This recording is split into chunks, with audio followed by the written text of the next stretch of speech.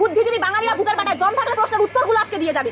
নমস্কার, আমি টুম্পা। আজকে আমার প্রথম প্রশ্ন সেই সমস্ত বড় বড় বুদ্ধিজীবী, বড় বড় বাতেওয়ালা বাঙালিদের কাছে। চাকরি হারা সেই সুবল সোরেন, উনি কি বাঙালি ছিলেন না? উনি তাহলে কেন আজকে আমাদের মধ্যে আর নেই? যদি সেই বুদ্ধিজীবী বড় বড় বাতেওয়ালা বাঙালিদের বুকের পাটায় দম থেকে থাকে, এই প্রশ্নের উত্তরটা আজকে দিয়ে যাবেন। কত দম আপনাদের আমিও দেখতে চাই, কমেন্টে এসে উত্তরটা দিয়ে যাবেন।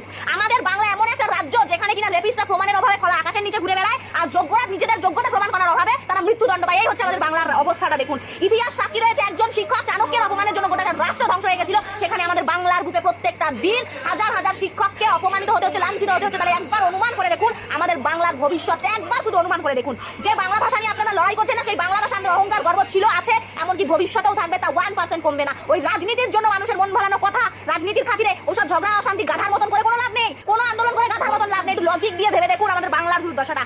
যেই শিক্ষক মারা গেছে সুবল সোরেন, তার ডেড বডি পুলিশ বাড়িতে না নিয়ে এসে তার সন্তান শাস্ত্রী বাড়ির লোককে না দেখিয়ে শ্মশানে নিয়ে গেছে। কিসের জন্য? আর্জিকর পেয়েছেন, প্রমাণ লোপাটের চেষ্টা। আর কত নিচে নামবেন আপনারা বলুন তো?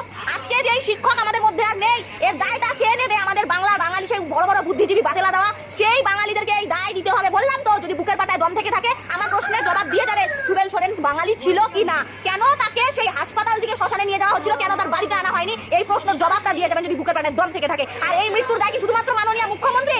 কখনোই না। এই দায় প্রত্যেককে নিতে হবে। দুর্নীতিবাদ সরকার, আমাদের এই অসভ্য সমাজ, ওই অনুদানের নামে ভিক্ষা নেওয়া বাংলার জনগণ, প্রত্যেককে এই মৃত্যুর দায় নিতে হবে। আজকে এই বাংলার দুর্দশার কারণ শুধুমাত্র এই মাননীয় মুখ্যমন্ত্রী একা নয়, আমরা প্রত্যেকে। দেখুন দেখুন বাংলার অবস্থা দেখুন, একবার অনুমান করুন বাংলার ভবিষ্যৎটা কি হতে চলেছে।